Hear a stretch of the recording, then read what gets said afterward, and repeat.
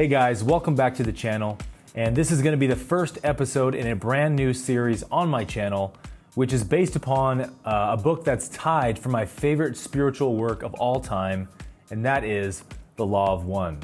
And so The Law of One is a channeled work from the early 1980s by a group of three people who were sort of dedicated channelers named Don Elkins, who is the questioner, Jim McCarty, who is the scribe, and Carla Rueckart, who was the channeler.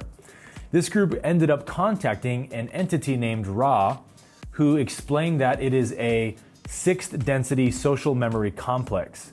And I'm sure that most of you have no clue what that means right now, but don't worry, because you will. So Ra explains that they apparently visited ancient Egypt a few thousand years ago to dictate their message that they call the Law of One, as well as teaching them how to build the pyramids as healing centers, how to use crystals, the seven chakras, the tarot deck, the archetypal mind, many other concepts such as these. But a few hundred years after they had stopped communicating with Egypt, their message had been severely distorted in a number of ways. And so because of this, Ra says that they felt a sense of obligation or duty to eventually return and dictate the Law of One again to a group that had a lower probability of distorting their message. And so that's why Ra contacted this group of Jim, Don, and Carla in the 1980s. This book is really remarkable and unique in a number of different ways, but most notably because it is like a PhD level dissertation in metaphysics. The only difficult thing about reading this book is that because Ra is orders of magnitude more intelligent than the average person, the language he uses can be very dense and intellectual, which can make it a little bit tricky to follow. Ra always uses the most accurate possible word available for the message that they're trying to send. And so this means that most of the words that Ra chooses are, let's just say, very big words. So the book kind of has its own unique language that takes a little bit of time to adjust to, because Ra also will use verbiage to refer to concepts that's different in understanding than our verbiage of that concept. So for example, instead of saying person or human, Ra will say mind-body-spirit complex. So it does help to have someone who understands the language of the book to translate it for you, which is what I'm going to attempt to do in this series. I do recommend that anyone who's interested in this kind of material should read the books for themselves or listen to the books, because it's really an experience unlike any other. I've listened to the books 3 times through now, and each time I listen to them, it becomes more and more incredible. And the coolest part is you can actually listen to all 106 channeled sessions from the 1980s if you go to their website, lawofone.info. So with that being said, let's get into the topic for today's video, which is going to serve as sort of the foundation for every other lesson that we will learn in this series. And that is the 7 densities of consciousness. Now this subject is really interesting because it goes very deep into the science of reincarnation and the evolution of the soul. The number 7 is a very important number within the metaphysical structure of the universe. The 7 densities of consciousness correspond to each of the 7 energy centers in our body, the 7 musical notes on a scale, and the 7 colors within the rainbow. And so this topic will really make sense for you out of some of the mysteries of life, evolution, and consciousness in a way that nothing else really can. So Ra explains that the universe is the mechanism for the one infinite creator to know and experience itself. There are infinite universes, which Ra calls octaves, and the one that we're in is merely one of these infinite number of octaves. Ra explains that the evolution of consciousness within each octave works in 7 major stages, or densities. A density represents the entanglement of light within a certain vibrational range.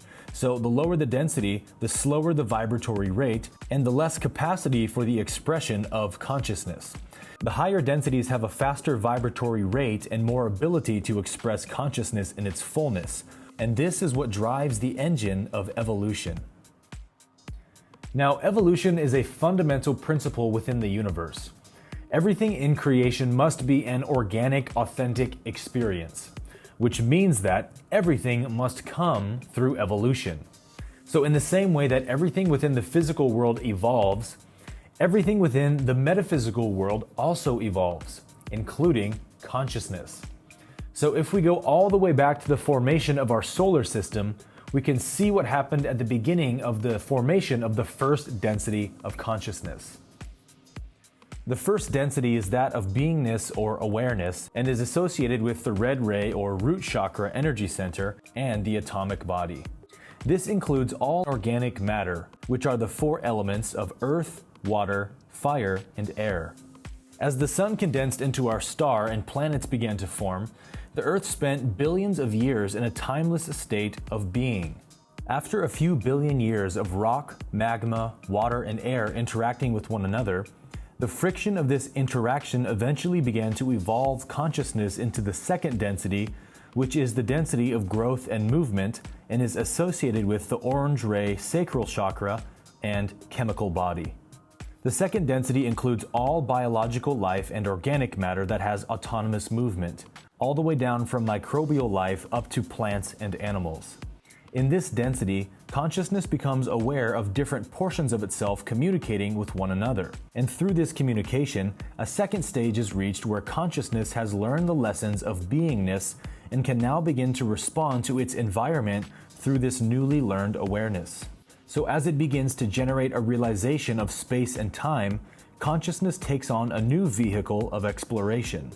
The latest stage of second density would be animals who become pets, and through their interactions with humans, such as being given a name, boundaries, and affection, the animal begins to develop a sense of self-awareness which allows consciousness to begin evolving into the third density. Third density is that of self-awareness and the choice. It is associated with the yellow ray or solar plexus chakra and also chemical body. The third density is where each and every one of us find ourselves right now and is actually the shortest and most intense of all the 7 density levels in terms of incarnation cycles. This is because of 2 major factors: the introduction of polarity and what Ra calls the veil of forgetting. The veiling process occurs in third density to shroud each entity's memory from their previous incarnations, so that there is no awareness that the soul is on an evolutionary journey. This allows each entity to make a completely authentic choice between the positive and negative polarities. The catalyst for evolution in third density is psychological suffering. And this is why the third density is so difficult in comparison to all the others. Suffering forces consciousness to gain freedom from the ego, which was built through the second density. And this allows the entity to eventually become truly autonomous and possess free will. Catalyst in third density is very high because both polarities must be presented in equal proportion. The formation of the ego creates a sense that the entity is separate from everyone and everything, which initially creates a barbaric and hostile behavior at the beginning of third density. This is exactly what we've witnessed in our own human history. But as thousands of years go by and many incarnations are experienced, the soul learns the lessons of love and understanding and begins to remember that it actually is an eternal being having a temporary physical experience. At this point, the choice between the 2 polarities is made. If an entity decides that it prefers the negative polarity, then it begins its evolutionary journey on the service to self path. If it chooses the positive polarity, it begins its journey on the service to others path. So everything about the soul's evolutionary journey hinges around this choice point in the third density that we experience right now. The following 4th through 7th densities are spent exploring, learning, and enhancing the chosen polarity. So we can summarize the first 3 densities by saying that consciousness sleeps in the rock, it dreams in the animal, and it awakens in the human. What's really cool about this understanding is that it gives you a deep sense of appreciation and gratitude for the life that you're living now. Because in order to get to the point where your soul understands all the complexities and variables of the human experience, your consciousness had to first spend billions of years evolving as rock and water and plants and animals, and not to mention probably hundreds of human lifetimes. And so nothing I've shared thus far is really new information because we already know that the first 3 stages or densities of consciousness exist because we can observe them and see them in our own life experience. What we don't know, however, is where the evolution of consciousness goes after the third density. And this is where Ra takes the liberty of informing us. And as you'll see, just like everything else we've ever discovered, the truth of how our universe actually works is always far more amazing than we could have possibly predicted. The fourth density is that of love and understanding and is associated with the green ray or heart chakra and possesses a chemical and light body. Ra states that the average lifespan of a fourth density being is around 90,000 years, and the full evolutionary cycle is around 30 million years. Also, according to Ra, our planet also became a fourth density planet in the year 2012. What this means is that our planetary frequency is now hospitable to begin evolving fourth density bodies. This will obviously take hundreds of thousands of years, but the signs of this evolutionary process are already becoming apparent on our planet. We can actually see the shift in the evolution towards fourth density love in our society because of the dramatic changes in social justice, equal rights for minorities, and awareness of global corruption, which have exploded since the year 2012. The shift into fourth density explains the acceleration of spiritual awakenings, technological advancements, and global communication as the world is becoming increasingly unified and less divided. And this is why so much of the corruption and hypocrisy of our world is currently being exposed. In the fourth density, cross-communication between densities opens up gradually as the veil gradually begins to disappear. This is why we also see a huge increase in channeled works since the 1970s, and this will become increasingly common. In the later stages of fourth density, we're talking millions of years in the future, individual beings begin to join or merge consciousness together to form what is called a social memory complex. These individual entities become a larger entity that serves as a sort of walking library where each entity in the social memory complex has access to everyone else's memories and knowledge. And this process continues to happen through the fifth and sixth density as social memory complexes become larger and more powerful. As a quick side note, the service to self path evolves through the fourth density with an intense narcissism, self-obsession, and hatred of others. The fourth density negative being skips over the green ray chakra because it sees love and understanding as completely useless. And because the entity skips an entire energy center, the evolution through the fourth density is much longer and more difficult for the negative path. This is why almost every channeled book ever written uses the terms we and us instead of I, because after the third density, individual consciousness becomes more and more unified as love increases and spiritual entropy decreases. And so this is also why teachers such as Abraham Hicks and Bashar will say we and us when they speak instead of I, because the entity that they are channeling is a social memory complex. This is also why at the beginning of the Bible it states in Genesis, "Let us create man in our image and after our likeness." And so due to the formation of these social memory complexes, communication quickly becomes more and more telepathic, and this results in the complete disappearance of any ability to be dishonest. And so as the veil of forgetting gradually disappears over the coming millennia, we're going to see more and more people commonly being born who remember their past lives as well. So being in a third density incarnation, each one of us currently possesses a yellow ray chemical body. Each density level has its own energy body that corresponds to that energy center. So a first density or red ray body would be purely atomic, such as rock or water. And this body has much less ability to express consciousness than an orange or yellow ray body of the animal or the human. But when you dream at night, or if you know how to astral project, the body that you take with you is your indigo ray or pineal gland body, while your yellow ray chemical body is sound asleep in bed. And this indigo ray body, which is essentially made of pure light, can walk through walls and transform itself and basically do whatever it wants. That is the type of body that a sixth density being possesses natively. All physical material is essentially electromagnetism.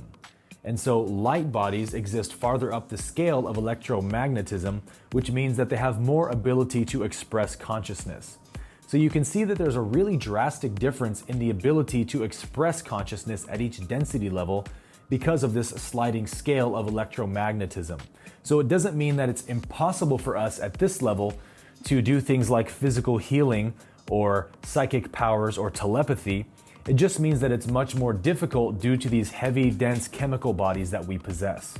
So if a fourth density extraterrestrial being came to visit us here in physical form, they would be able to do things and know things that would appear godlike to us, in the same way that our ability to use verbal language and make tools and technology appears godlike to a second density animal. And so with that in mind, the difference between fourth and fifth density is equally as drastic. The fifth density is that of wisdom and light and is associated with the blue ray or throat chakra and is the first body in the densities to be entirely made of light. There's certain imbalances in the fourth density that seek to become balanced in the fifth density because there's an overzealousness in the fourth density service that can lead to martyrdom, meaning the sacrificing of oneself in order to serve another self. And so the fifth density balances out the love and understanding learned in fourth density with the wisdom of the fifth. Later density souls do often choose to incarnate back into the third density to be of service by bringing their higher frequency to the third density plane of the choice. This is what the term an old soul refers to. So Mother Teresa and Martin Luther King are perfect examples of fourth density beings, while a fifth density being would be akin to the Buddha or an enlightened master or sage. It's almost a guarantee that many of the enlightened masters we know of are fifth density souls who have incarnated into third density to be of service to our collective by bringing their light and wisdom. Because the fifth density body is one of light, this is why angels in every spiritual text throughout history are always said to be beings of light. The fifth density being retreats completely in itself and spends much of its incarnation alone, learning the lessons of wisdom. This is essentially where the total selflessness of fourth density learning meets the total self-sufficiency of the fifth. The lessons of fifth density are knowing that all is unfolding according to divine purpose, and right action is only taken when it is felt to be appropriate and honoring to the free will of the other self. Fifth density beings have almost total freedom in time and space, such as the ability to teleport through thought, the power to manipulate consciousness, to create matter out of light, and so forth. Basically anything that you can do in a lucid dream, a fifth density being can do in this dimension. By the fifth density, social memory complexes become much larger and more powerful, usually containing an entire planetary civilization. Each density level reaches for the next one, or you could say is pulled by the spiritual gravity of the following density level. So in the same way that the third density is pulled by the gravity of love and understanding in the fourth, the fifth density is pulled by the desire to attain perfect balance of love and wisdom in the sixth density. The sixth density is that of unity and balance and is associated with the indigo ray or third eye chakra and is also a light body. The sixth density turns its gaze towards the balance of love and wisdom. It is an extremely fine-tuned state of consciousness as perfect balance between love and wisdom has been achieved. However, Ra states that the negative path cannot progress past early sixth density because the spiritual entropy becomes too great by this point. And so the negative entity, realizing in its gathered wisdom that further evolution is impossible, then concedes to the path of love and light and reverses its polarity, after, of course, much internal struggle. On the positive path in sixth density, all polarization that can be achieved through service to others has already been achieved. And so this is when the sixth density soul essentially turns backwards in time and becomes what we call the higher self in order to complete its polarization through the sixth density. That's correct. Your higher self is literally you from the future, albeit billions of years in the future. Being outside of space and time, the sixth density soul serves as a guide to every previous incarnation it has lived, and this service allows it to polarize further towards the seventh density. While Ra does not state how long a fifth density incarnation cycle is, he does state that a sixth density incarnation is around 75 million years. After this time period, the soul begins to approach the final stage in the evolution of consciousness. The seventh density is the gateway density and is associated with the violet ray or crown chakra light body. This is the final density of this octave. This is where all personal identity and memory is lost as you merge back into the source. This doesn't actually mean that you lose anything, but that you actually gain everything else. Not much is known about what the seventh density is like because, as Ra states, They have not progressed that far yet, and so they only know what small details their own 7th density masters have shared with them. So what we do know is that the 7th density serves as teachers and guides to the higher self of 6th density. But it's essentially as if the 7th density has 1 foot in eternity and 1 foot still in manifestation, right before the merge is complete and total oneness with the Creator is achieved. Everything in creation down from the 1st density of a rock is being pulled by this ultimate desire to merge back with the All. After 7th density is completed, the 8th density is essentially the 1st density of the next octave. In the same way that the 8th note of a musical scale is actually the tonic or the octave above that same scale. A brand new universe with brand new experiences of that which we cannot possibly imagine. To give you one last caveat to the 7 densities, Ra states that each density level has 7 sub-densities within it, which each have 7 sub-sub-densities, and so on for infinity.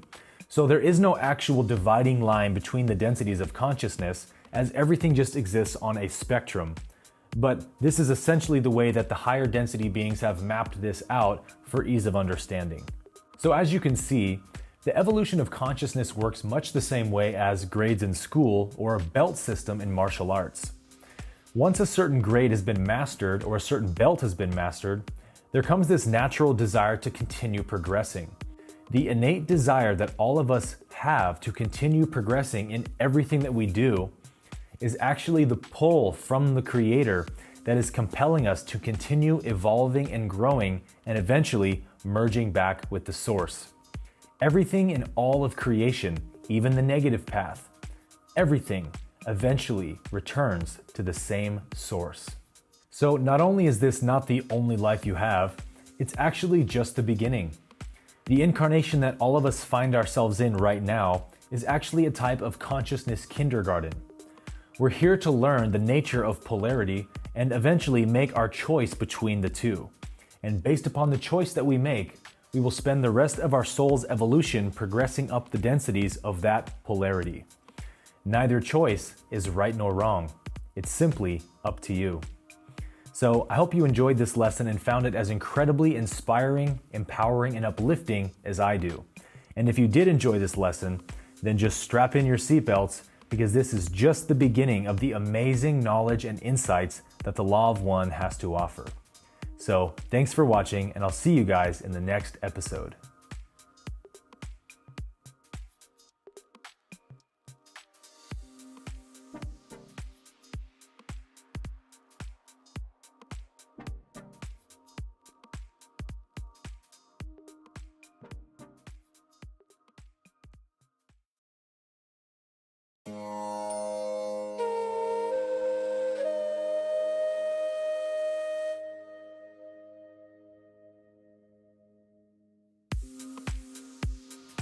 Hey guys, welcome to the channel. My name is Aaron, and this is going to be the second installment in my Law of One series. And in this video, we're going to be talking about a topic from the books that is a real mind bender for me, and that is the concept of the Logos. Now, Ra talks quite a bit about the Logos throughout the books because it is a very foundational subject in understanding creation and the universe, and most specifically, our solar system. And so the word Logos is a Greek word that comes most famously from the first chapter in the book of John in the Bible, which reads, "In the beginning was the Logos, and the Logos was with God, and the Logos was God. All things were made through it, and without it, nothing was made that has been made." Now this passage is very interesting because it is remarkably accurate to what Ra shares in the Law of One about the Logos, although not in the way that you might think. And so what I'm about to share with you is going to radically change your view of this scripture in the best way possible. So the Greek word logos literally means word, plan, or reason. Ra describes that all of creation is a part of one original thought. This original thought is the Logos. Now, the one thought or Logos then goes out and continues to expand within the mind of the one infinite creator, allowing it to further explore and express and experience itself. And this process is obviously never ending because the one creator is infinite. But let's go ahead and break down how Ra describes the creation process in the Law of One, and you'll begin to see some of the interesting synchronicities that it has with the passage in John chapter 1. A common belief in religion is that God has no limitations. And as all spiritual truths go, this is ultimately a paradox because the statement is correct and incorrect. The only limitation you could say that God has is that without experience, God cannot know what God is like. Because without experience, God is just pure, perfect, original innocence. Meaning that there is no other being earlier than God who can explain to God what it is like. Ultimately, the Creator has to do this job itself. So it needs to create some kind of medium through which to explore and express and experience itself. And that's what the universe is. But the statement is also incorrect because the Creator is infinite and eternal, meaning that it has always been exploring and expressing itself in this fashion. So I don't really care if you agree with this concept because your theology is your business. I'm just letting you know that this is what Ra explains and breaks down in the Law of One. So understand that everything I'm about to lay out for you is ultimately a simultaneous happening. But for the sake of simplicity, I'm going to lay it out for you in a more linear fashion. Ra explains that the first known thing in creation is infinity. The next thing that happened was that infinity became aware.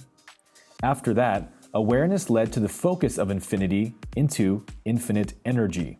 And this infinite energy can be accurately called love or logos. As Ra states in session 13, quote, "The Creator is the focusing of infinity as an aware or conscious principle called by us as closely as we can create understanding in your language, intelligent infinity." The next step after intelligent infinity was established is what Ra calls the first primal distortion of the Law of One, which we refer to as free will. Thus, an infinite number of dimensions becomes possible. Ra goes on to say, quote, "The energy moves from the intelligent infinity due first to the outpouring of randomized creative force. This then creating the patterns which in holographic style appear as the entire creation of matter in which direction of energy is explored.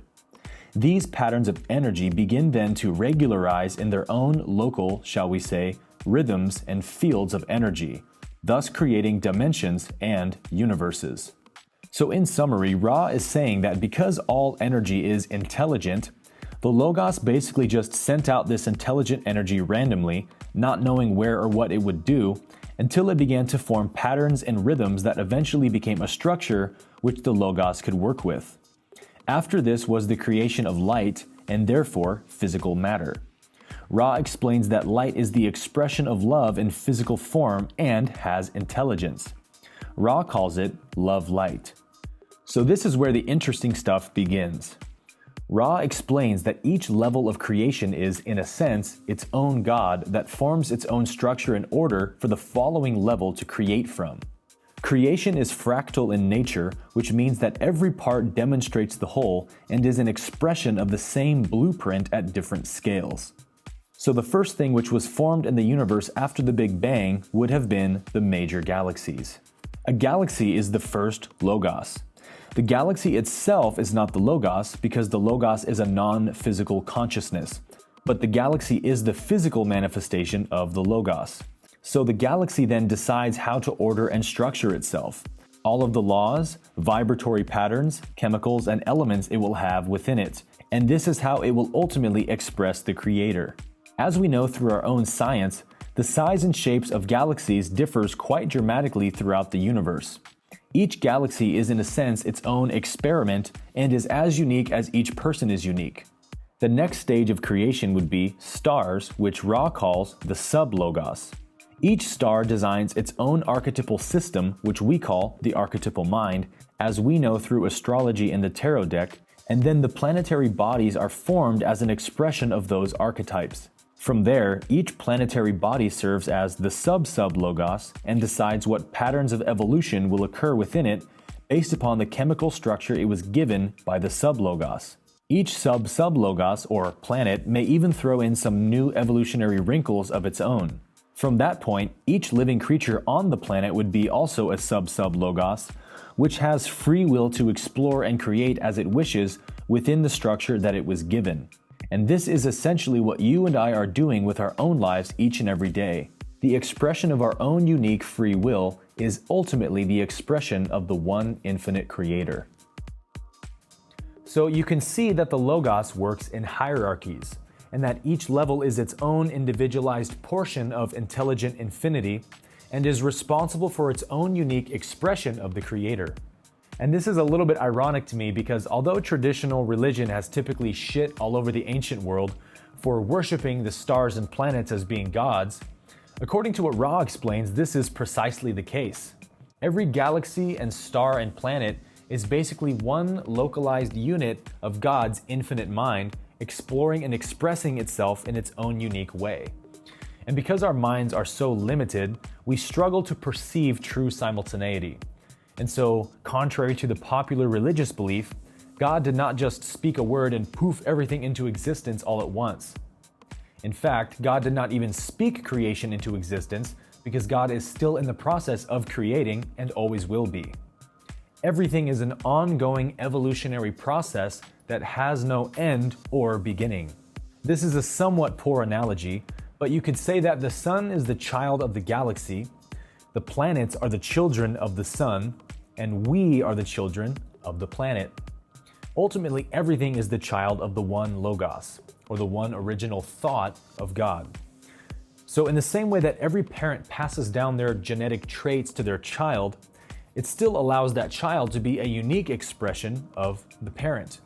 So in the same way, each Logos passes down its traits or structures that it creates to the following sub-Logos while allowing that sub-Logos to be its own unique expression. And so this uniqueness that we see expressed everywhere we look in the entire universe is basically the proof or the demonstration that God is infinite. The ultimate purpose of the Logos is to explore the Creator. As the exploration begins, each Logos finds its focus and becomes a co-creator. Each level of sub-Logos is given a structure to work with and then creates and expresses with its own free will. Each Logos channels the love light made by the Creator into what Ra calls intelligent energy. All energy in the universe is intelligent, and this intelligent energy creates the natural laws of any particular universe. You can look at each level of creation as an experiment. Each universe allows for further diversity and explores new aspects of the Creator which have not been explored before. But here's the real mind blower. Ra explains that each Logos has access to the knowledge gained by every other Logos in the universe, and they use this knowledge to decide what new variations they will experiment with in their creation. Let's look at an example of this idea. Ra explains that both Venus and Mars had evolved intelligent life much earlier than Earth. Ra is actually a social memory complex of the entire planetary system of Venus from a few billion years ago. Ra explains that their planet was very harmonious and evolved through the densities much faster than Mars or Earth did because our particular Logos experimented with a new wrinkle on Earth and Mars, which Ra calls the grasping thumb. Ra explains that the beings on Mars, just like Earth, evolved the opposable thumb, which caused them to become fascinated with creating hand tools as they evolved, and eventually this led to the creation of weapons. This is exactly what we've seen in human evolution on Earth. The invention of handheld weapons was never conceived on Venus because they had no opposable thumb, so their evolution into the green ray density of love was much quicker and more harmonious without so much war and conflict. Interestingly enough, this lines up perfectly with the archetypes from our astrological system. Astrology says that Venus expresses beauty and harmony and is ruled by the goddess of love from Greek mythology, while Mars expresses will and determination and is ruled by the god of war. So the sub-Logos literally didn't know what would happen until it tried the experiment out and saw the results. This information is now known by all other Logos in the universe, which isn't to say that it had not been tried before, but that perhaps it had not been tried in the way that our particular Logos did. Ra also states that because each sub-Logos or star creates its own system of archetypes, that every single star you can see has its own unique astrological system of archetypes that are different from ours. So in essence, if we could travel to Alpha Centauri and somehow study their astrological system, we would not find the same archetypes we know of in our system, such as Aries, Taurus, Gemini, and so forth. What we would find is an entirely different configuration of planetary archetypes. In one passage, Ra says that there are archetypal systems in the universe that would baffle the mind and confound the intellect. One more interesting fact is that Ra states that just as each universe eventually coalesces and collapses in on itself, creating a new Big Bang and a brand new universe, so also does each star or sub-logos. Ra explains that physical gravity is the manifestation of a type of spiritual or metaphysical gravity, which is to say that the denser the vibratory pattern is, the greater the spiritual gravity, and vice versa. So once a star system has completed its progression through the densities, the light seeking and finding its final source, then coalesces and absorbs all the light into itself as it returns to the source. What remains is what appears in third density as a black hole. Ra says that black holes are the result of that star or sub-logos having succeeded in uniting with the Creator and thus ending its physical manifestation. Now, this is only some of the information that Ra shares about the Logos, but I wanted to give you what I believe is the most important and interesting aspects to kind of chew on, because it's really way too much information for one video. But what the Law of One will show you is that the universe truly is infinite in its mysteries, and there is so much more intelligence and harmony at play than we can possibly recognize. Every experience, every creation, every moment, and everything is ultimately serving to allow the one infinite Creator to know itself. Or should I say, to allow you to know yourself. As Ra states many times throughout the books, the nature of reality is such that everything begins and ends in mystery. So I'd like to leave you with one final quote from Ra. Consider, if you will, that the universe is infinite. This has yet to be proven or disproven, but we can assure you that there is no end to yourselves, your understanding, what you would call your journey of seeking, or your perceptions of creation. You are everything, every being, every emotion, every event, every situation. You are unity, you are infinity, you are love light and light love. This is the Law of One.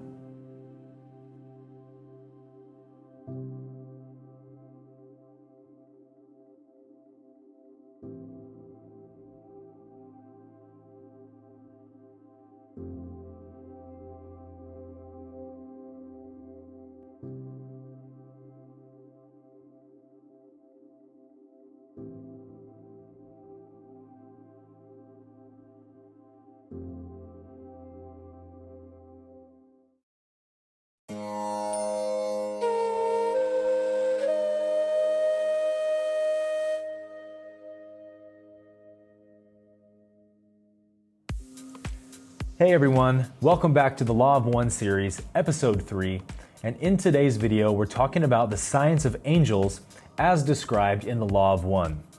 Now by the end of this video you're going to have a completely new understanding of what these beings we commonly refer to as angels actually are, where they come from, and how they come to be. Now I was originally going to do a single video on both angels and demons, but the outline ended up being insanely long, so I decided to split it up into 2 separate videos so that we can cover each topic thoroughly and not skip over any fun details. So I get asked fairly often if I believe in angels and demons and spirit guides and evil spirits and things of that nature. What do these beings do and what are they all about? And I typically don't answer these questions because, as you'll see from this episode, the answer is a lot more complicated than just a simple yes or no. But if you're someone who's interested in this kind of topic, then strap in your seatbelt because you're definitely going to learn some shit that's going to blow your mind. Now, if you haven't seen the first 2 episodes in this series yet, then I highly suggest you pause this video and go watch those first, specifically the 7 densities of consciousness. Because if you don't have a solid understanding of what the densities are, then you're probably going to have a really difficult time following this lesson. So for the sake of convenience, I'll put a little card up for you right here. You're welcome.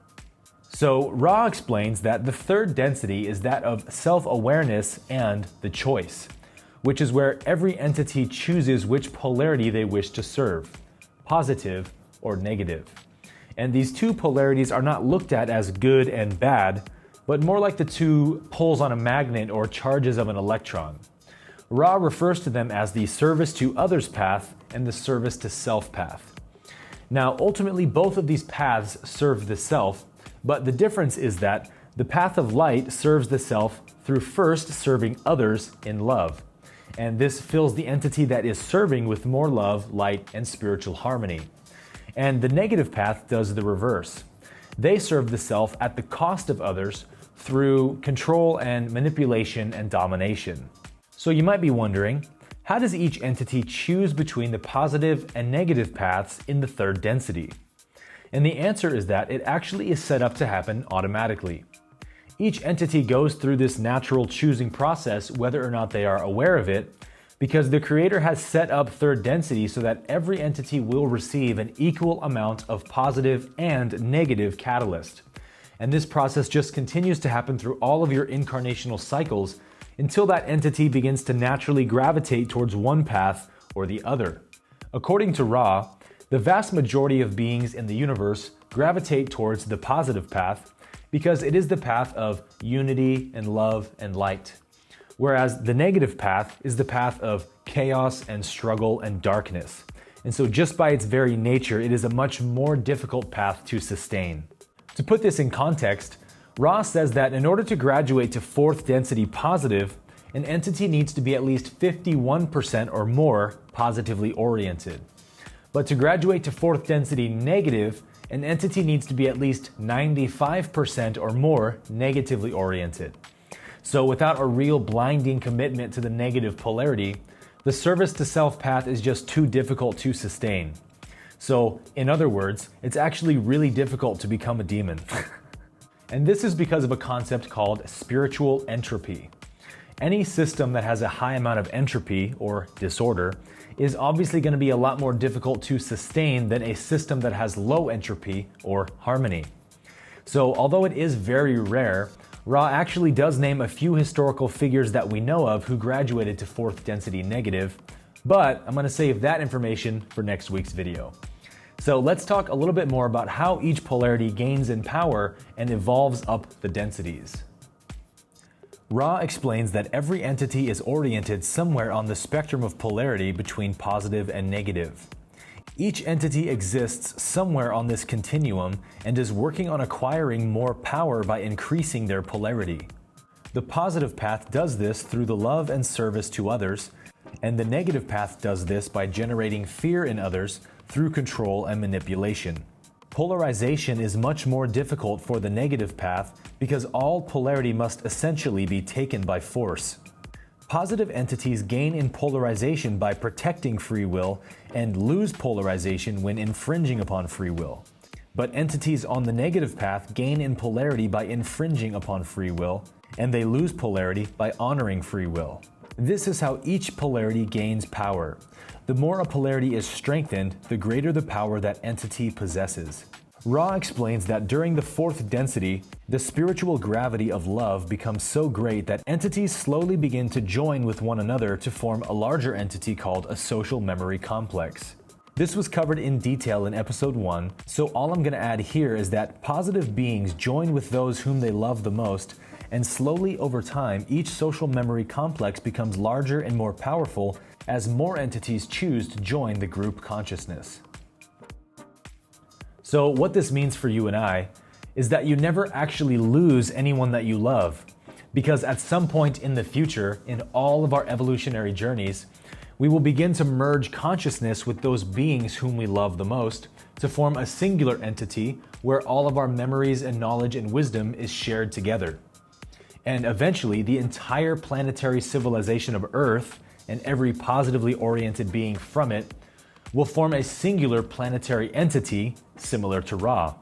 So in addition to the concept of spiritual gravity, Ra explains that entities will join into social memory complexes because at some point in our evolutionary process, our ability to gain in polarity by serving alone eventually sort of maxes out.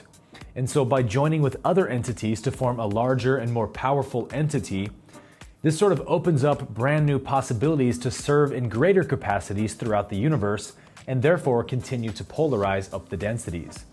And so some of these new opportunities that open up for social memory complexes would include becoming a guardian over a planetary system and quite often serving as teachers and guides to a lesser evolved planetary civilization, such as Ra has done with us.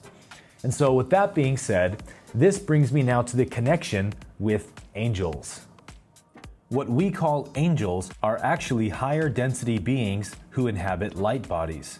As the evolution through the fourth density progresses, which takes around 30 million years, the incarnational body gradually shifts from chemical to electromagnetic, or light. Ra says that incarnating into a light body begins around late fourth to early fifth density. This is also why all ancient scriptures that speak of encounters with angels always refer to them as beings of light. And likewise, what we call archangels in religious mythology, such as Michael and Gabriel, are actually social memory complexes who serve as guardians and council members over the solar system. Ra could also be considered an archangel in this regard. Angels are not unique servants of God as religion teaches, but they are actually beings just like you and I, who are simply much farther down their evolutionary path.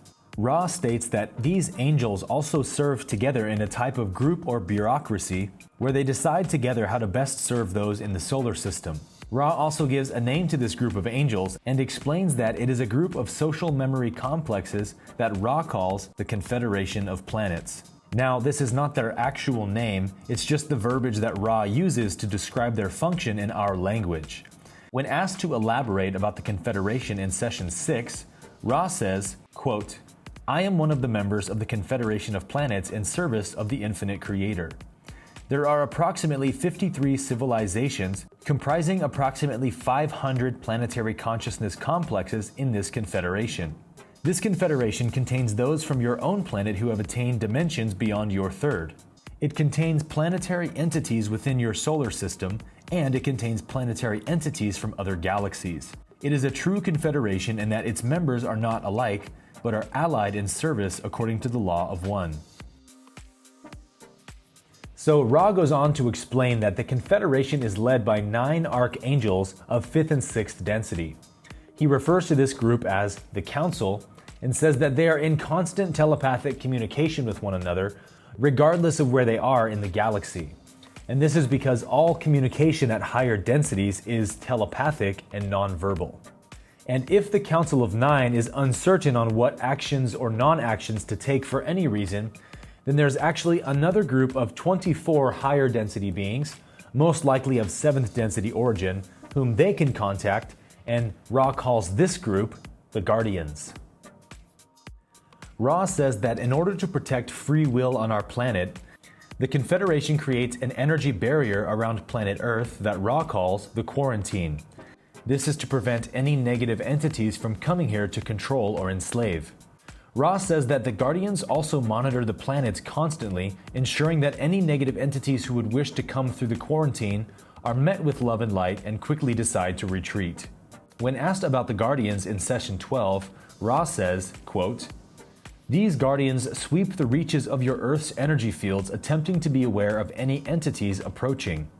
An entity which is approaching is hailed in the name of the one Creator. Any entity thus hailed is bathed in love light and will of free will obey the quarantine due to the power of the law of one." So Ra states that the weapon of choice for angels and archangels against the powers of darkness is love. In one session, Ra states that love is the most powerful magic in the universe. So in a very real way, the concept of guardian angels is actually true according to Ra. There are a group of higher density social memory complexes who serve the galaxy in order to protect free will wherever possible. Although angels are full of love, they are also full of deep spiritual wisdom. And so they do not interfere with the path of others unless it is seen as not infringing upon free will. And so this is an important misconception to clear up.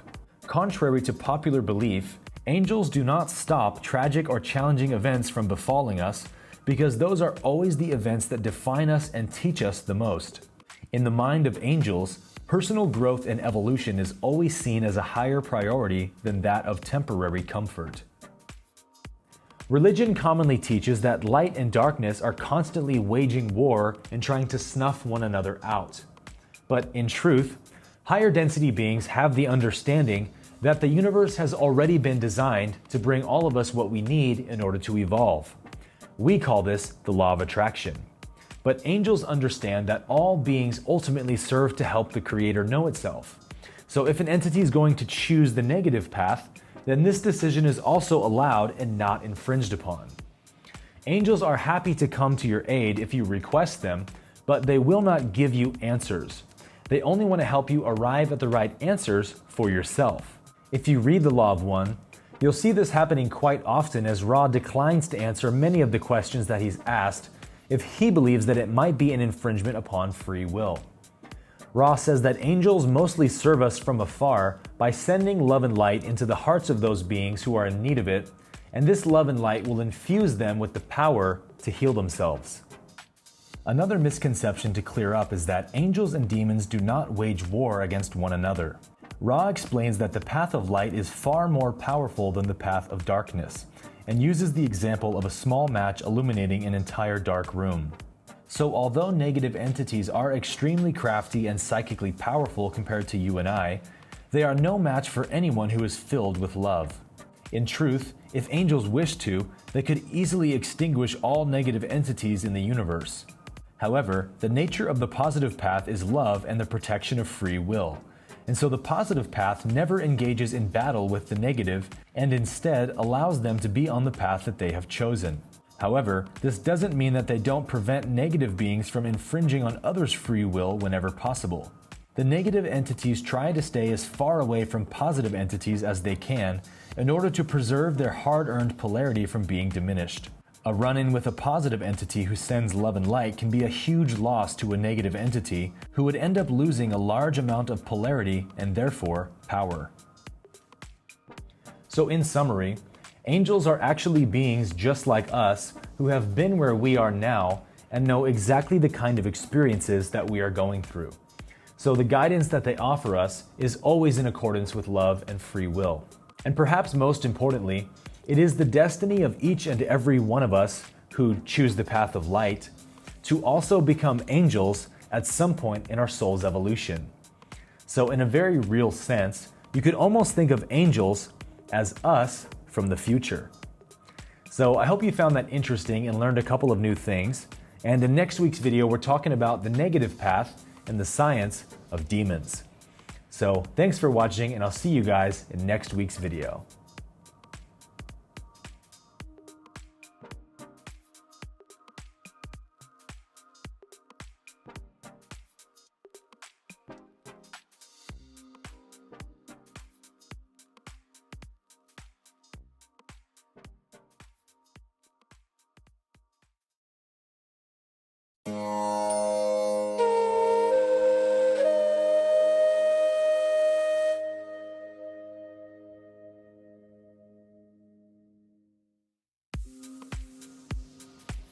Hey everyone, and welcome back to the Law of One series, episode 4. And in today's video, we're going to be talking about the science of demons as described in the Law of One. And as always, if you haven't watched the previous episodes in this series yet, then I wouldn't even bother watching this video because each video in this series kind of builds upon the previous one. And so if you haven't set that foundation for what we're going to be talking about today, then you'll probably have a difficult time keeping track with some of this information. So to make your life easier, I'll put a little card for you right here. So we've talked about the concept of a social memory complex a few times already in this series, which Ra explains is basically the joining or merging of individual consciousness into group consciousness, which takes place at higher density levels of evolution. Now, last week we talked about the concept of angels and archangels as being positive social memory complexes. And in this video, we're going to talk about the difference on the negative path. I'm also going to explain one of the most misunderstood topics in all of religion and spirituality, which is demonic possession. But first, let's go ahead and build the foundation for how a demonic entity is created. So as I said in last week's video, Ra explains that in order for a being to graduate to a fourth density negative incarnation after death, they have to first be polarized 95% or more to the negative path. And to give you an idea of just how difficult this is, there's one passage where Ra actually names a couple of historical figures that we know of who did graduate to fourth density negative.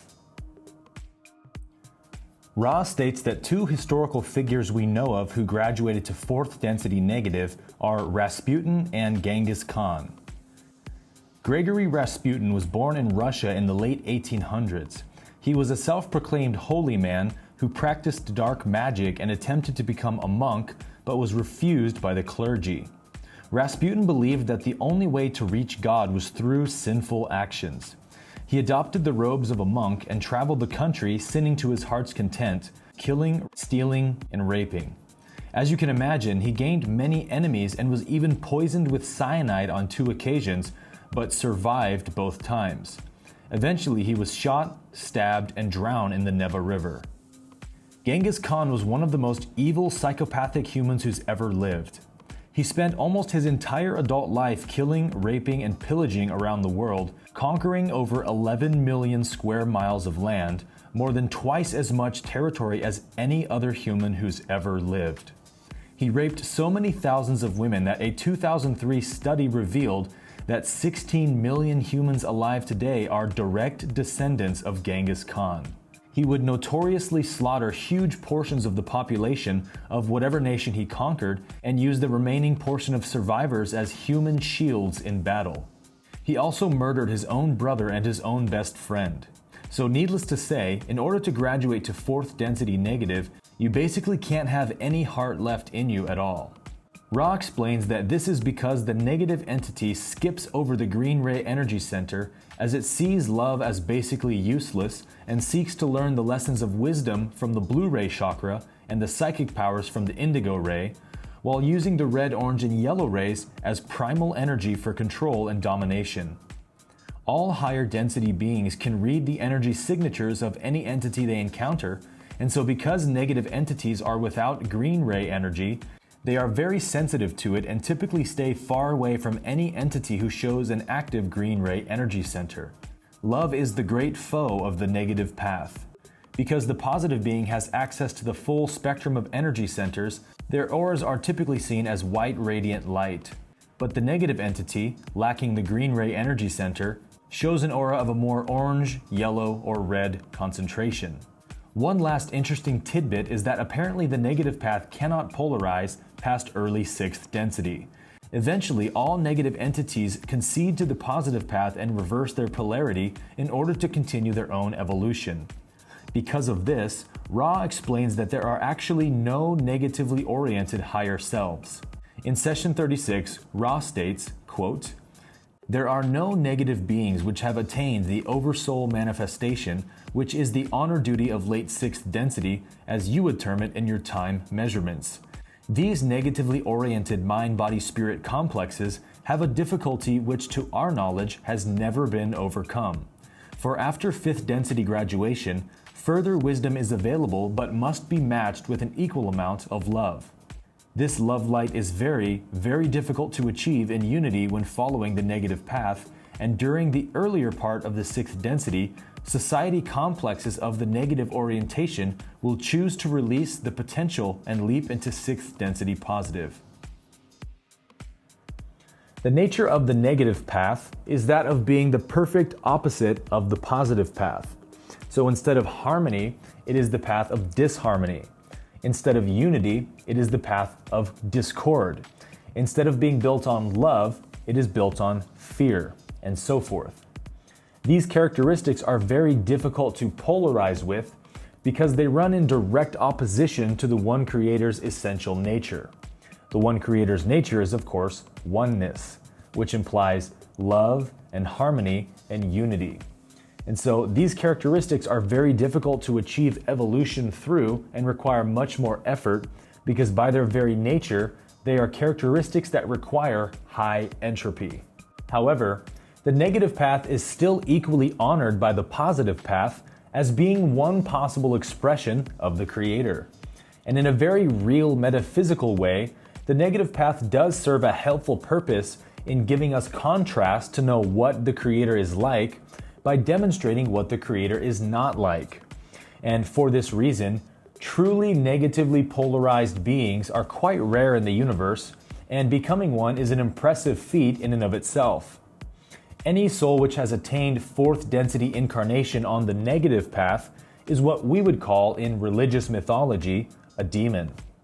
But these are just souls like you and I who are simply farther down their evolutionary path and have chosen the path of darkness rather than the path of light. So if you ever do meet a demon, the appropriate response might actually be to give it a little round of applause and say, "Wow, bro, you are seriously committed. I admire your work ethic." Ra states that these demonic entities also find their own channelers that they can communicate with and disseminate their laws of the service to self path, and hopefully make more recruits. And so these demonic entities will, as Ra states, quote, "answer the calling of any suppliant neophyte asking for aid in negative understanding." That's Ra for you, always so polite. A less polite translation might read, "happily enslave any Dumbo stupid enough to summon evil spirits." So according to Ra, the ancient myth is actually true that demons do look for people practicing dark magic and summoning evil spirits. Because polarization is so difficult on the negative path, negative entities are all too eager to come to the aid of anyone who would call them. Also interestingly, Ra states that most negative entities are actually stunningly beautiful to look at. And this is because the nature of the negative path is to see yourself as separate and therefore be heavily identified with appearances. But all higher density beings inhabit bodies of light, which they can control and manipulate to appear however they wish. And so Ra states that most negative entities choose to appear as beings that are very beautiful and mysterious. But what they can't disguise is that fearful and discordant presence that is the trademark of all negative entities. So in summary, demons are not actually ugly-looking pig monsters and orcs from Lord of the Rings, but probably something more like Angelina Jolie from Maleficent. So now let's talk a little bit about the dynamics of a negative social memory complex and how they function differently from the positive path. The nature of a negative social memory complex is that of tyranny, control, and enslavement.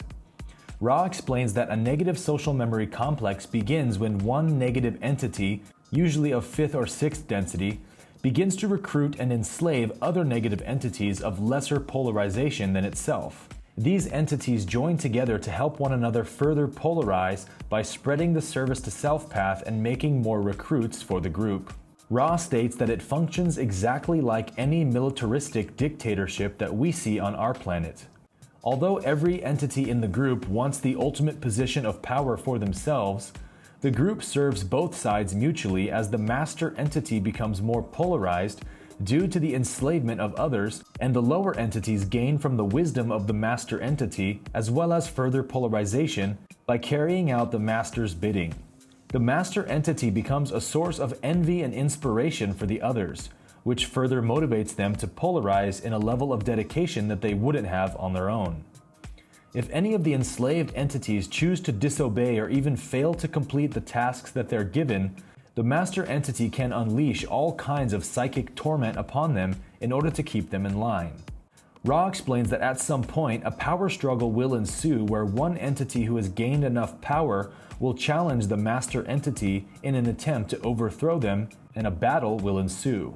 The negative path is that of entropy, meaning that it is always breaking down and becoming less organized due to the lack of harmony within the group.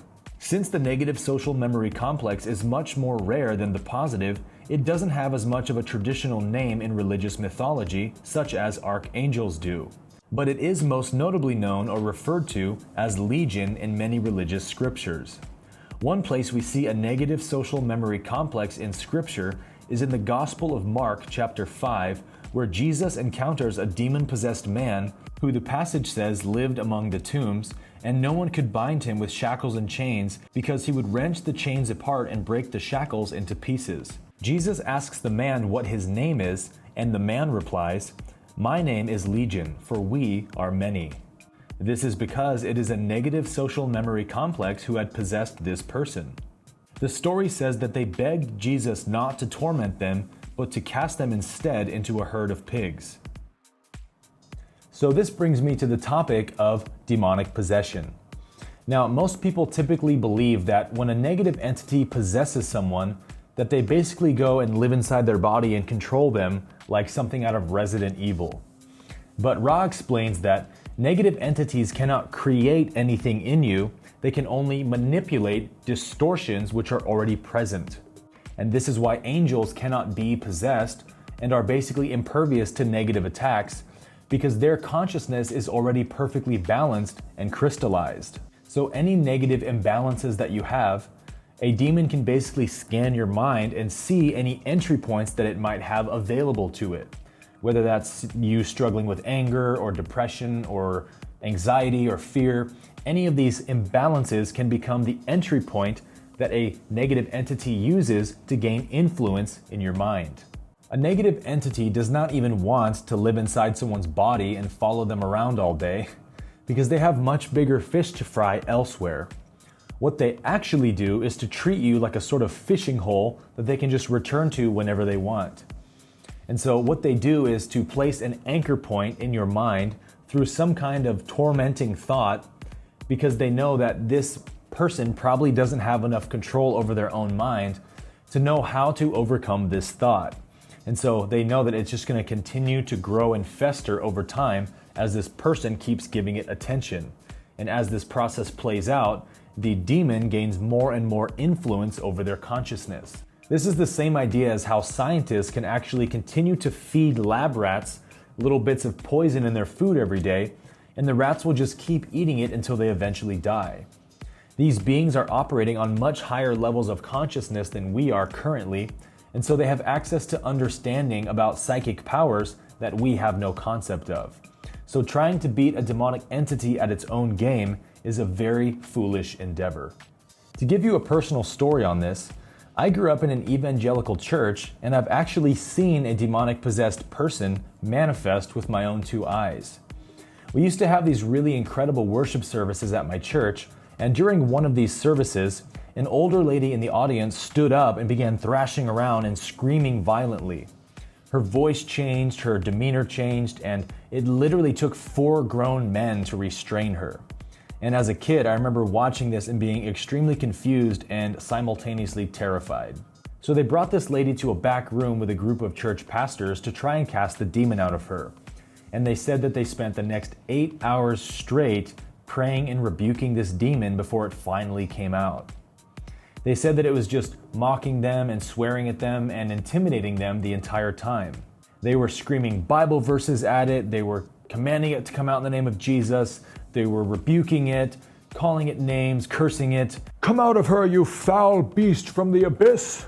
and all kinds of other aggressive tactics that don't work. This is actually what the demon wants, because by behaving in such a way that causes the pastors to react with anger and fear, it is actually depolarizing them and therefore strengthening itself. But if they had simply given this negative entity love and compassion, then it would have been gone in the blink of an eye. Because as I stated earlier, negative entities are extremely protective in preserving their polarity. Because negative polarity is so difficult to come by, every precaution necessary is taken in order to keep from losing it. And so because of this, just like any good school bully, they only pick fights with entities that they believe don't know how to defend themselves. This also explains the phenomenon of haunted houses. We already know that emotional energy can affect physical matter through many scientific studies, such as the water crystal experiments of Dr. Masaru Emoto. Energy cannot be created or destroyed. It simply has to go somewhere. So if some intensely negative event happens in a room, like a murder for example, the energetic output of both individuals involved is so intense that it acts as a kind of energetic bomb that goes off in the room. The energy goes into the walls, into the ceiling, into the furniture.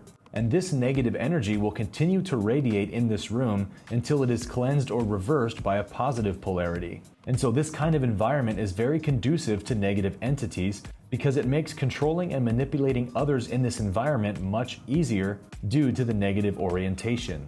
So Ra explains that any space which has been negatively influenced in this manner should be spiritually cleansed before living in it. Otherwise, it is very likely that you will continue to experience psychic attacks from negative visitors.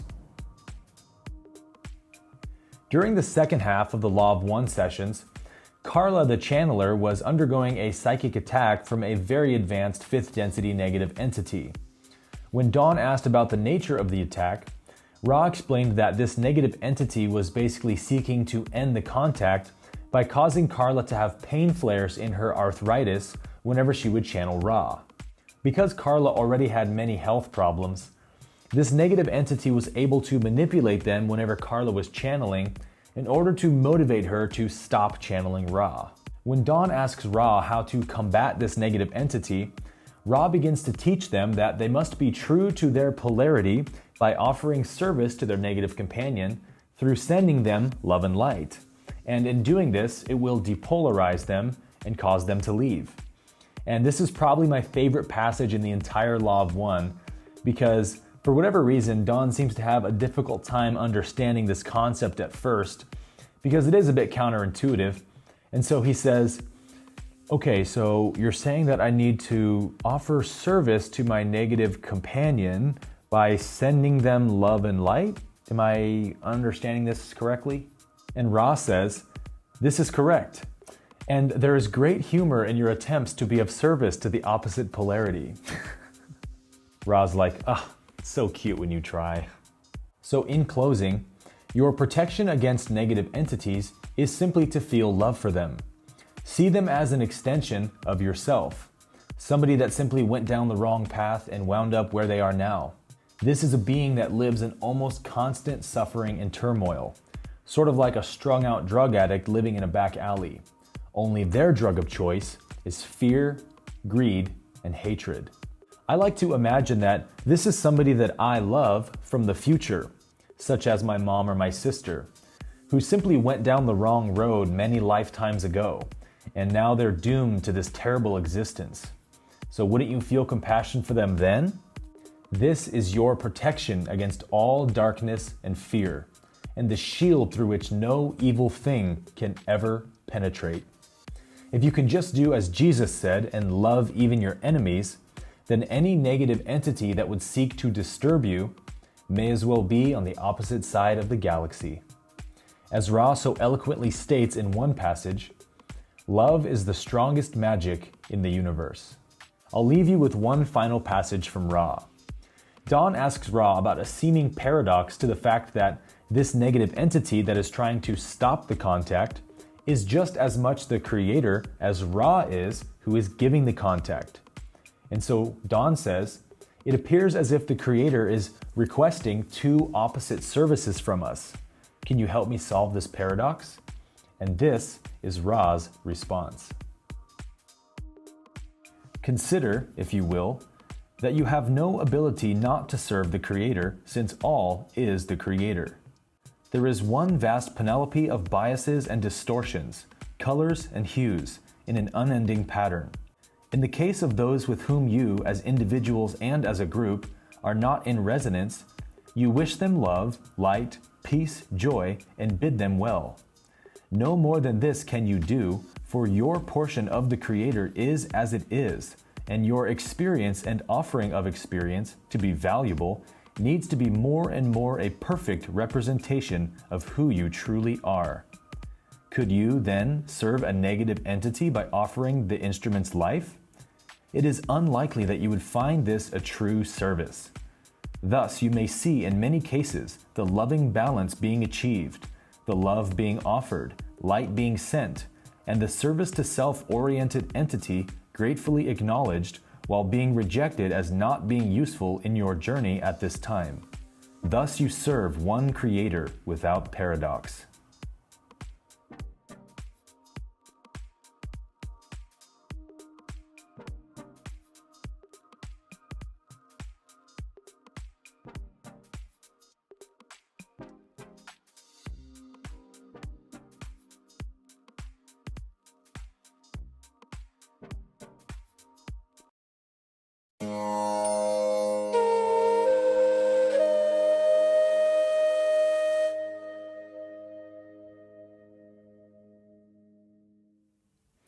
Hey everyone, welcome back to the channel. My name is Aaron and this is going to be the 5th installment in my Law of One series. And today we're talking all about star seeds and wanderers. Now the word star seed is not used in the Law of One material, but I went ahead and put it in the title of this video anyways because star seed is the term that most people use to refer to this concept that Ra calls wanderers. Now, the word wanderer is not some colloquial term that all higher beings use, okay? It's just the word from our language that Ra chooses to familiarize us with this concept of higher density souls which choose to incarnate into a lower third density world. So we can use the terms starseed and wanderer interchangeably, but there is a slight difference between the two. The term starseed is typically used to refer to someone who's incarnated from another galaxy or star system that's not native to our own. Hence the name starseed. But a wanderer is not necessarily someone who's from another star system, but it could be someone who has simply graduated from Earth into fourth density, but chooses to reincarnate again rather than go on to a fourth density incarnation. But outside of that, the two terms can be more or less used synonymously. It's really popular these days to claim that you're a starseed. Instagram and YouTube are flooded with people bragging about their extraterrestrial origins. Greetings. My name is Starseed Indigo Ray Child of the Pleiades. I've incarnated here to bring my higher vibrations to you citizens of Earth. Now, there's nothing wrong with this, of course, but let's be honest, it can be a type of escapism. The reality is that if you feel the need to constantly brag about being a starseed, then you're probably not a starseed. A true wanderer or starseed is someone who's a much more advanced soul, which means they're a lot less likely to fall into the trap of wearing starseed as a little ego badge to feel special. They're also going to be a lot less likely to talk about it because they're able to see that being a starseed doesn't make them any more special than anyone else. So again, nothing wrong if you do this, but it could be a helpful indicator to check in with yourself and see if maybe your ego is using the term starseed as an identity to feel special or superior to others. Oftentimes, people who claim to be starseeds will say things like, I just don't fit in with society here because I'm actually an alien to this world, and back in my native home in the Pleiades, our society is much more harmonious than this one, and so I just don't really fit in with society here. But Ra explains that anyone who chooses to become a wanderer has to play by the rules, meaning you don't get to keep your memories from Zeta Reticuli 4,000 years ago. You have to fully assume this third density body and completely forget all memory of previous incarnations. As Ra states, the wanderer becomes every bit the third density human as anyone else. But there is a good reason why you might not feel at home in this world. It isn't because of a memory of a previous lifetime, but the fact that your soul's native frequency is much higher than the planetary frequency here, which can make integration into society feel strangely difficult.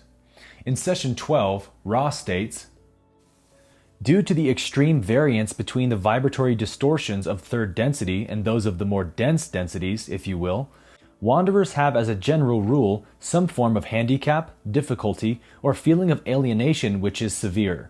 The most common of these difficulties are alienation, the reaction against the planetary vibration by personality disorders, as you would call them, and body complex ailments indicating difficulty in adjustment to the planetary vibration, such as allergies, as you would call them. Now, Ra also says that not all wanderers will wake up to their pre-incarnate intention of coming here to the third density. In fact, Ra actually says that only 8.5% to 10% of wanderers will fully penetrate the forgetting and remember that they're actually here for a purpose. And again, when I say remember, I don't mean that your mind becomes flooded with memories of previous alien lifetimes. I mean that there is a deep sense of clarity and resonance within you that you are actually here for a purpose. In session 36, Ra states, there is a larger percentile group of those who have a fairly well-defined symptomology indicating to them that they are not of this, shall we say, insanity. This amounts to a bit over 50% of the remainder. Nearly 1/3 of the remainder are aware that something about them is different, so you see that there are many gradations of awakening to the knowledge of being a wanderer. The first important point to know about wanderers is that the third density is the only density that wanderers incarnate into. The reason for this is because third density is the only one with the veil of forgetting, as Ra calls it, where the soul frequency is cut off from the database of all its prior incarnations, its intentions in coming here, and any other knowledge outside of this third density world. The Logos has chosen this veil to serve as a powerful catalyst for the choosing, which is the choice between the positive and negative path, and this is the primary purpose of third density. The Creator wants the choice between the light and the dark to be an authentic, organic choice, not one that is influenced by any outside source. Therefore, when any soul incarnates into the third density, wanderer or not, they will not retain any memory prior to this current incarnation. The 4th through 7th density incarnations do not undergo the forgetting, and so incarnating as a wanderer into any density above 3rd would be completely pointless, as it would serve no benefit but would actually slow down the process of polarization. Another interesting note about wanderers is that the vast majority are going to be of 6th density. Less will be of 5th density, and according to Ra, 4th density wanderers are very rare. In fact, since the raw material was channeled in the 1980s, our planet has officially shifted into 4th density, which would technically make any 4th density souls incarnating here no longer wanderers. However, we are still at the very beginning of 4th density on our planet, and so everything still reflects the 3rd density, which makes it a very attractive planet to incarnate into for those seeking to rapidly accelerate their own polarization. The reason that most wanderers are of 6th density is because the 6th density is that of perfect unity and balance between love and light. So an entity in 6th density who has an overabundance of wisdom and lacks some degree of self-love will see incarnating into 3rd density as a very attractive means of correcting this imbalance. Ra states that the 6th density wanderer will typically program a very severe deficit in some area that will require them to overcome a specific struggle that will allow them to learn the self-love or wisdom that they need. In one example, Jim McCarty, who served as the scribe, asked Ra why he has always struggled with being hard on himself when he makes mistakes. He states that it was something he'd always struggled heavily with his whole life. Ra answered by saying that Jim's soul is very high in wisdom but lacking in love, so he chose an incarnation that was programmed to struggle heavily in the category of self-love, as a means to force him to learn how to love himself. So the danger for any wanderer is that they have to undergo the forgetting process, and in doing so, they risk actually missing out on the intention that they came here with, and then becoming karmically involved with others. And when I say karmically involved, what I mean is that the deficits they program for themselves in order to learn certain lessons might actually cause them to commit serious errors towards other people. And if they do that, they're going to then be compelled to reincarnate into another lifetime to fix that error.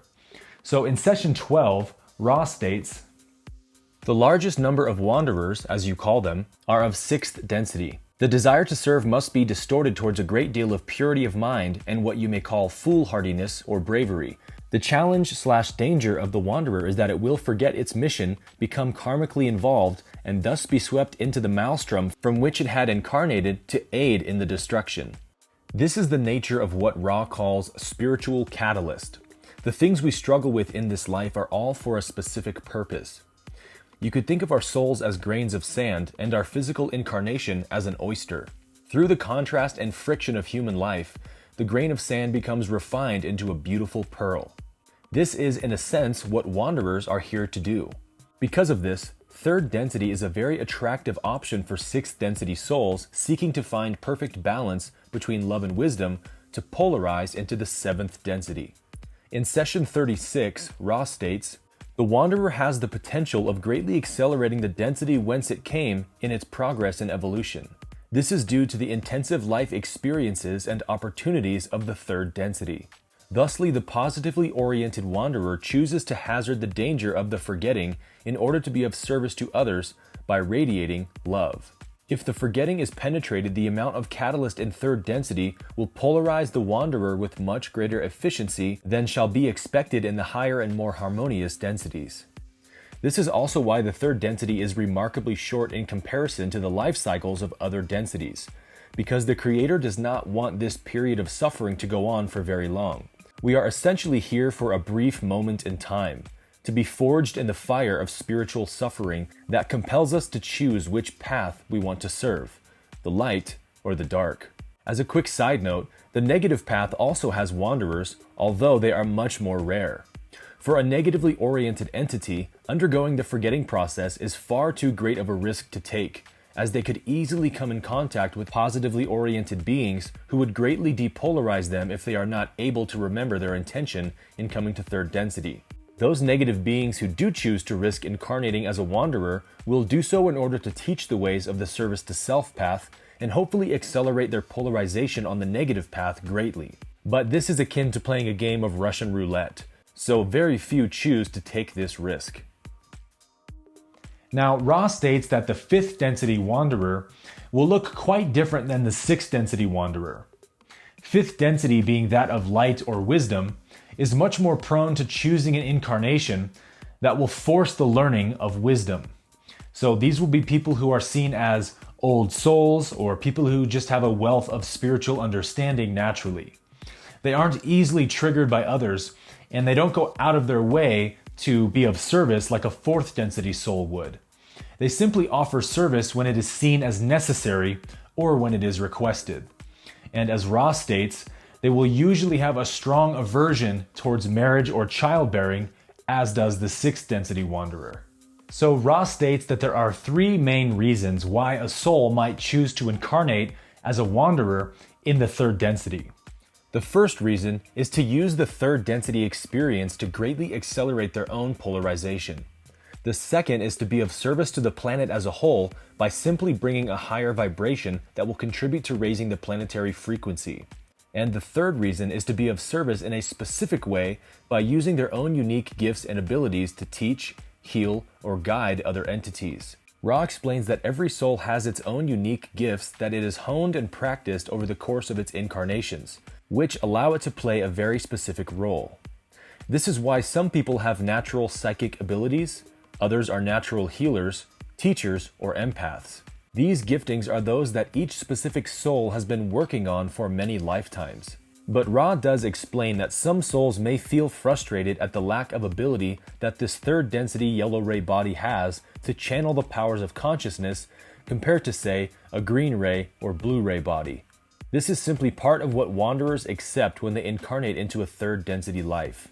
In session 75, Ra states, "In the case of wanderers which seek to recapitulate the degree of adeptness which each had acquired previous to this life experience, we may note that even after the forgetting process has been penetrated, there is still the yellow ray activated body which does not respond as does the adept which is of a green or blue ray activated body. Thusly, you may see the inevitability of frustrations and confusion due to the inherent difficulties of manipulating the finer forces of consciousness through the chemical apparatus of the yellow ray activated body." So in closing, the Law of One is one of the most powerful spiritual texts ever written because of its unique ability to widen our perspective on things. Anytime that you're feeling depressed or hopeless or angry or afraid, it's always because your perspective is too narrow. What we can gather from Ra's teachings is that no matter what happens to you in this lifetime, no matter how painful or severe it might seem, it is not the end-all be-all. You've been doing this for thousands of lifetimes, and you have thousands more ahead of you still. So there's no reason to take your life so damn seriously. Contrary to what religion has taught us, this life is not your one and only shot. You didn't come here to be perfect, you came here to learn and to expand yourself. So simply do the very best you can with this lifetime that you've chosen, and remember that you are eternally loved and that there truly are no mistakes. Being a wanderer or a starseed does not mean that the fate of the world rests in your hands. It simply means that you have come here to learn a unique lesson. There's no one placing a burden on you greater than anyone else has. The only one putting pressure on you is yourself. So in order to solidify this, I'll leave you now with one final quote from Ra. The law of one, though beyond the limitations of name, may be approximated by stating that all things are one. that there is no polarity, no right or wrong, no disharmony, but only identity. All is one, and that one is love and light, the infinite creator.